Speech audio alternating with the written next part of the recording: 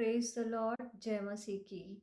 बहुत बार ऐसे होता है कि जब हम प्रार्थना करते हैं तो हमारे दिमाग में बहुत इधर-उधर की बातें आती हैं और हम समझ नहीं पाते कि ऐसा क्यों हो रहा है।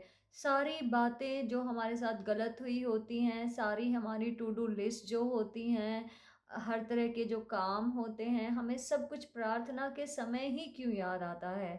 आई थिंक ये बहुत सारे लोगों के साथ ये समस्या है और हम इसको कैसे सॉल्व कर सकते हैं?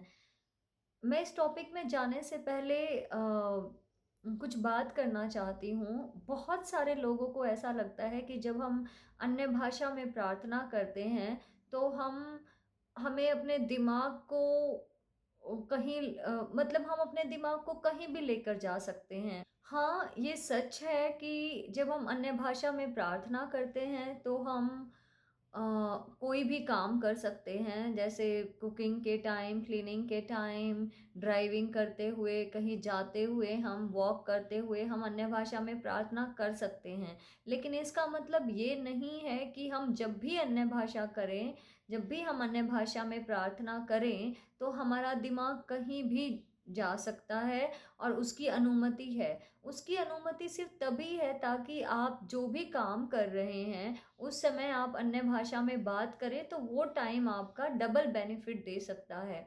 लेकिन इसका मतलब और हाँ, ये भी सच है कि जब हम अन्य भाषा में प्रार्थना करते हैं तो हमारा दिमाग उसमें शामिल नहीं होता। लेकिन ये एक पर्सनली मेरा एक्सपीरियंस रहा है कि जब भी आप अन्य भाषा में प्रार्थना करें, तो उस समय आप परमेश्वर पर ध्यान लगाएँ, आप परमेश्वर से मन ही मन बातें करें और अपने दिल की सारी बातें उनसे करते रहें और ज़बान से आप अन्य भाषा में प्रार्थना करते रहें। आप डेफ़िनेटली एक फ़र्क देखेंगे। 1 कोरिन्थियन 14 के 15 में पौलुस कहते हैं कि मैं बुद्धि से भी प्रार्थना करूँगा और मैं आत्मा से भी प्रार्थना करूँगा। मतलब उन्होंने यहाँ पे ये नहीं कहा है कि मैं बुद्धि से या आत्मा से प्रार्थना करूँगा। उन्होंने कहा मैं बुद्धि से भी प्रार्थना करूँगा और मैं आत्मा से भी प्रार्थना करूँगा। मतलब जितना हो सके आप अन्य भाषा में प्रार्थना करते हुए, क्योंकि अन्य भाषा में प्रार्थना करना मतलब आत्मा में प्रार्थना करना। तो जब आप अन्य भाषा में प्रार्थना करें तो आप बुद्धि भी लगाएँ। आप परमेश्वर के साथ अपने रिश्ते को उस टाइम बनाए रखें। आप मन ही मन परमेश्वर को निहारते रहें। आप मन ही मन परमेश्वर को खोजते रहें। आप मन ही मन परमेश्वर से बातें करते रहें और जो आत्मा का काम है, जो अन्य भाषा है, उसको आप जारी रखें उस समय पर और आप रिज़ल्ट्स देखेंगे। यही वो समय होता है जब हमें अपने अन्य भाषा का इंटरप्रिटेशन मतलब उसका अनुवाद भी मिलता है। अगर हम अन्य भाषा में प्रार्थना करते रहेंगे और हम दिमाग को कहीं भी ले जाएँगे, तो उसका अनुवाद हमें कैसे मिलेगा? अनुवाद तभी मिलता है जब हम अन्य भाषा में प्रार्थना करते हुए अपने ध्यान को भी परमेश्वर की ओर लगा कर रखें। तो ये एक जो बात थी जो मैं क्लियर करना चाहती थी अपने टॉपिक में आने से पहले। तो यहाँ जो हम डिस्कस कर रहे हैं कि कैसे हम अपने दिमाग को इधर-उधर जाने से रोकें जब हम प्रार्थना करते हैं उस वक़्त। तो सबसे पहले क्या होता है कि हमें ये समझना होगा कि ये शैतान का काम होता है। शैतान नहीं चाहता कि हम पूरे ध्यान से, पूरे मन से हम प्रार्थना करें, तो वो हमारा ध्यान भटकाता है।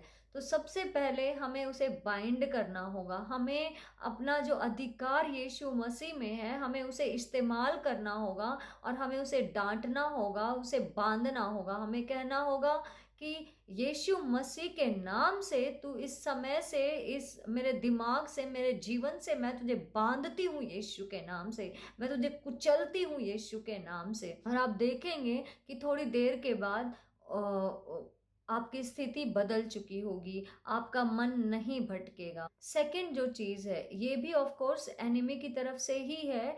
वो क्या करता है कि वो उसी समय जब हम प्रार्थना कर रहे होते हैं, हमें सारे काम याद दिलाना शुरू कर देता है। जैसे आपको कोई बिल भरना है, किसी के मैसेज का जवाब देना है, किसी को कॉल करना है, आपको सारी काम जो हैं उसी टाइम पर याद आने शुरू हो जाते हैं। तो आप क्या करें, एक पेपर और पेन से वो चीज़ें लिखते जाएँ। जो भी आपको काम याद आता जाए, आप उसका पॉइंट में उसको नोट डाउन कर लें और आप शैतान को बोले थैंक यू, आपने मुझे सारे मेरे ज़रूरी काम आपने याद दिला दिए, शायद मैं भूल जाती। तो आप इस तरह से उसको हरा सकते हैं। तीसरा मुख्य पॉइंट है कि आप अपने सारे जो बर्डन हैं वो आप परमेश्वर को दें। बहुत बार क्या होता है कि हम प्रार्थना का मकसद ही यही है, जो एक मकसद प्रार्थना का है वो ये है कि हम अपने सारे के सारे बोझ को परमेश्वर को दे दें, और यही चीज़ हमें परेशान करती रहती है प्रार्थना करते समय। फॉर एग्जाम्पल, अब हम प्रार्थना कर रहे हैं अपनी आत्मिक ज़िंदगी के लिए कि परमेश्वर मुझे पवित्र आत्मा से भरिए, परमेश्वर मुझे और अभिषेक दीजिए, और उसी समय आपके मन में आपकी सारी समस्याएं चल रही होंगी, कोई बिल पे करने हैं, कोई फाइनेंसेस की कमी है, कोई रिश्तों में अनबन है, कोई घर पे कुछ शांति का माहौल नहीं है, इस तरह की बातें आपके मन में आने लग जाती हैं। तो आप आत्मिक टॉपिक पे आने से पहले आप इन विषयों के लिए पहले प्रार्थना करिए। आपने ये सारे बोझ, बच्चों का फीस है, बिल्स हैं या कुछ भी है, वो आप पहले परमेश्वर को दीजिए। क्योंकि परमेश्वर का वचन कहता है 1 पतरस 5 के 7 में कि सारी चिंताएं उसे दे दो क्योंकि उसको तुम्हारा ध्यान है। और इंग्लिश में कहता है ही केयर्स फॉर यू, परमेश्वर केयर करता है आपकी। तो अपना सारा बोझ आप परमेश्वर को दें और अपने आप को फिर से प्रार्थना में लगाएं। ये भी होता है प्रार्थना के समय कि वो सब लोग जिन्होंने आपको हर्ट किया है, जिन्होंने आपको दुख पहुंचाया है, वो आपको याद आने लग जाते हैं प्रार्थना में। ये शैतान की ही एक चाल होती है कि वो उन सब के चेहरे आपको दिखाता है, वो सारी बात आपको याद दिलाता है। इस टाइम पर क्या करना है कि आप एक छोटा सा ब्रेक अपने प्रेयर में लें, और उस दौरान आप उन लोगों को माफ़ करना शुरू करें, उन्हें ब्लेस करना शुरू करें, उनके लिए परमेश्वर का धन्यवाद देना शुरू करें कि परमेश्वर तेरा धन्यवाद, तू इन लोगों को मेरे जीवन में लेकर आया, इन लोगों से मैं कुछ सीख पाया। क्योंकि हर कोई इंसान, देखिए हर कोई इंसान गलत नहीं होता है, लोग सही भी होते हैं। एक अगर एक इंसान ने आपके साथ 4 बुराइयां की होंगी तो एक तो उसने अच्छाई भी की होगी, तो आप उस अच्छाई को याद करके उनका थैंक्स दीजिए, परमेश्वर को उनके लिए धन्यवाद बोलें, और आप उनको ब्लेस करें।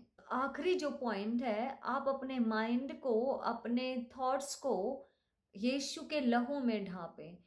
यीशु का लहू बहुत ही ज़्यादा पावरफुल है।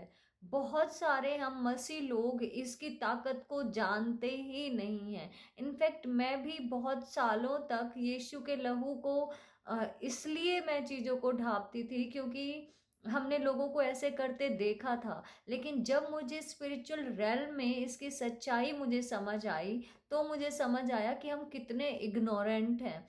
इसलिए हर बात में मैं तो कहूँगी कि प्रेयर जितनी आप करते हैं उससे भी ज़्यादा आप इस चीज़ का ध्यान रखें कि सुबह, शाम, रात, दोपहर अपनी हर एक चीज़ को यीशु के लहू में ढाँपते जाएं। आप कहीं ट्रैवल कर रहे हैं, सबसे पहले अपने आप को, अपने व्हीकल को, अपनी कार, स्कूटर जो भी है, आप उसको यीशु के लहू में ढाँपें। आपके बच्चे जो स्कूल जाते हैं उन्हें आप यीशु के लहू से ढाँपें। जब वो सोते हैं आप उन्हें यीशु के लहू से ढाँपें। यीशु का लहू बहुत ही एक सामर्थी एंटिटी है, तो आप इसको यूज़ करें। प्रेयर करते समय भी जब आपका मन इधर उधर भटक रहा हो, तो आप यीशु के लहू से अपने दिमाग को, अपनी नर्व्स को, अपने पूरे ब्रेन को, अपने माइंड को, अपने हृदय को, अपने विचारों को आप यीशु के लहू से ढांपें, और आप असर देखेंगे। जो लास्ट पॉइंट है वो है कि आप उस समय पर एक वचन को अपने ऊपर बोलें। ये है 2 कोरिन्थियंस 10:5, दूसरा कोरिन्थियों 10:5। ये मुझे हिंदी में इतना नहीं आता है, लेकिन आपके स्क्रीन पे आप इसे देख पाएंगे, या आप बाइबल से पढ़ सकते हैं। लेकिन जो इसका सारांश मैं आपको बता देती हूँ।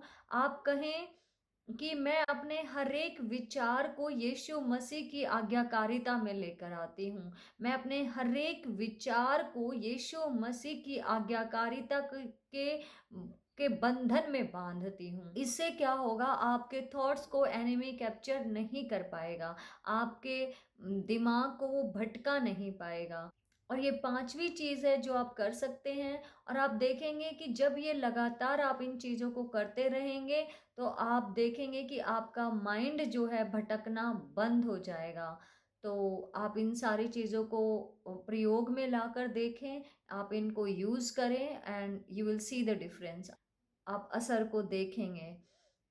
जाने से पहले मैं आपके लिए दुआ करना चाहती हूँ। पिता परमेश्वर, हम धन्यवाद करते हैं हर एक भाई के लिए, हर एक बहन के लिए जो इस समय हमारा ये वीडियो देख रहे हैं। पिता परमेश्वर, एक एक के दिमाग पर प्रभु जी यीशु का लहू लगाते हैं, एक एक को आपके हाथों में देते हैं। पिता परमेश्वर, होने दे पिता कि प्रार्थना का समय तेरे साथ एक बहुत ही सुंदर और अद्भुत समय हमारा होने पाए प्रभु जी। इस समय को शैतान चुराए ना पिता परमेश्वर, इस समय पर हमारा मन ना भटके पिता परमेश्वर। हम शैतान की सारी शक्तियों को जो हमारे मनों को इस समय पर भटकाती हैं, हम उन्हें बांधते हैं यीशु के नाम से प्रभु जी। यीशु के नाम से हम उन सारी शैतान की अंधकार की शक्तियों को जो हमारे मनों को भटकाती हैं, हम उन्हें यीशु के नाम से बांधते हैं और आज्ञा देते हैं हमारे इस समय को, हमारे दिमागों को छोड़कर जाए यीशु के नाम से, जाए यीशु के नाम से, जाए यीशु के नाम से। पिता परमेश्वर, हम धन्यवाद करते हैं प्रभु जी, तेरा धन्यवाद करते हैं पिता। हमारे प्रार्थना के जीवन को आप बढ़ाएं पिता परमेश्वर, हमें मदद करें कि हम और ज़्यादा प्रार्थना करने पाएं, हम और ज़्यादा तेरी ओर निहारने पाएं मेरे पिता परमेश्वर। धन्यवाद करते हैं, यीशु के नाम से मांगते हैं और पा लेते हैं। आमीन। हालेलुया, हालेलुया, आमीन। Praise the Lord. जय मसीह की आप सबको।